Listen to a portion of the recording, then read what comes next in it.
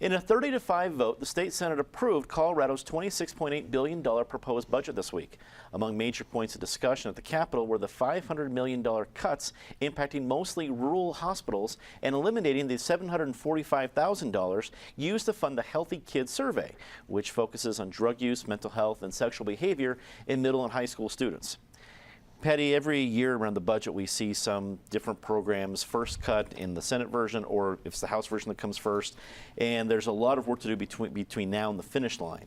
Were you surprised to see some of the cuts we've seen so far from the budget that passed the Senate? Well, I was surprised mostly to hear senators actually say this is a failure, but they passed it anyway. We have until May 10th to get the budget balanced. It has to be balanced, but we're going to see so many more things go in and out of this budget between what the House will do with it, then sending it back to the Senate. You've got to assume they are hoping the plan for a transportation tax to go on the ballot in November comes through, because then they can postpone some of those things. Mostly, there's a lot of postponement of issues that need to be taken on. That Healthy Kids Survey, which keeps coming under fire every couple of years, you know, is really a valuable tool if done correctly. So that's a shame to lose. We're also looking at just political cuts like the death and dying, the aid in dying. When here's this new thing, we voted for it. The provisions of the vote included we would do this study, so we would be sure we weren't just pulling the plug on grandma and grandpa when they don't want it. That was a petty cut, and let's hope it gets back in.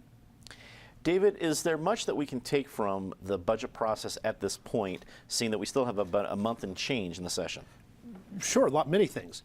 First of all, that it passed the Senate 30-5 tells you it has strong bipartisan support, and it came from the Joint Budget Committee, which is equally balanced between the parties. And to put something in the budget, you need to get four of those 6 members, which means anything in it was put in it on a bipartisan basis. This is the largest budget in the history of the state. Our spending has been growing explosively in the Hickenlooper years. It's now about $29 billion, and it wasn't that long ago our state budget was about $10 billion. So they're spending everything they legally can. And of course, if you want to spend more, all you have to do is ask. The Taxpayers' Bill of Rights doesn't say you can't spend money. It just says when you want to have spending go up even faster than the rate of population growth plus inflation, just ask the voters. And sometimes the voters say yes, sometimes they say no, depending on how specific and you are and what you want to spend the money on and whether it's a good idea. The core problem in the budget that crowds out everything else is now 1/4 of the people in Colorado are on Medicaid, medical welfare with 0 copays.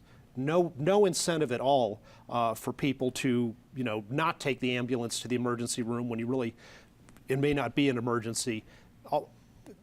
And that was put in our budget by the huge expansion under Obamacare was done by Governor Hickenlooper acting unilaterally.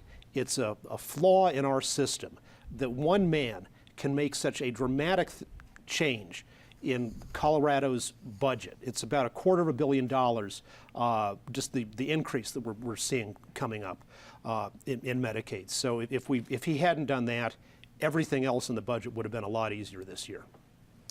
Penn, you have experience with state budget, state legislature. As a lawmaker, you are part of this. From what we've seen so far, is this, according to Hoyle, what we can expect, and what do you expect in the next, 6 weeks left? To a couple of David's points, it's important to understand the JBC drafts the budget, sends it to the legislature. It's 3 House members, 3 Senate members, and now it's 3 Democrats, 3 Republicans.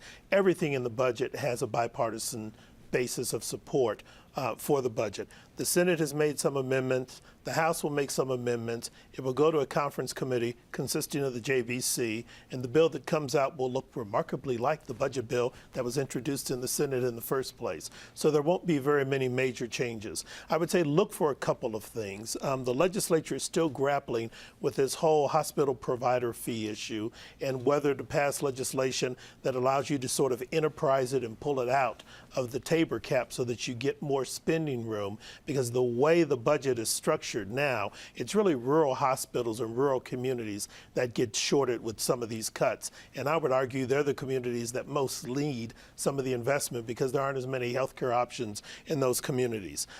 With regard to David's point about the Medicaid expansion, that is true, but remember, we also drew a federal match as part of that program, and the offsetting benefit is, if you look at Colorado, we've been growing explosively, compounding growth almost 2% a year for the last decade. There are a lot more people demanding a lot more services, and there were a lot more underinsured or uninsured people, and Medicaid helped bridge that gap, because the reality is uninsured people don't go without health care. It's just you and I and other people who buy insurance subsidize it, because hospitals and doctors will treat uninsured people.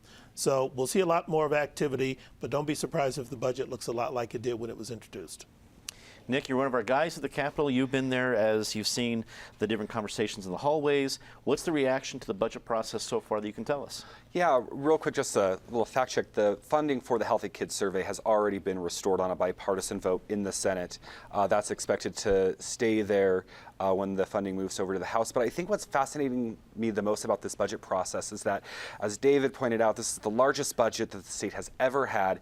And lawmakers and the governor have both said that this is the most complicated and most difficult process they've had to go through in their legislative careers. And that's taking into account when they had to slash the budget after the Great Recession. So, I mean, more money, more problems.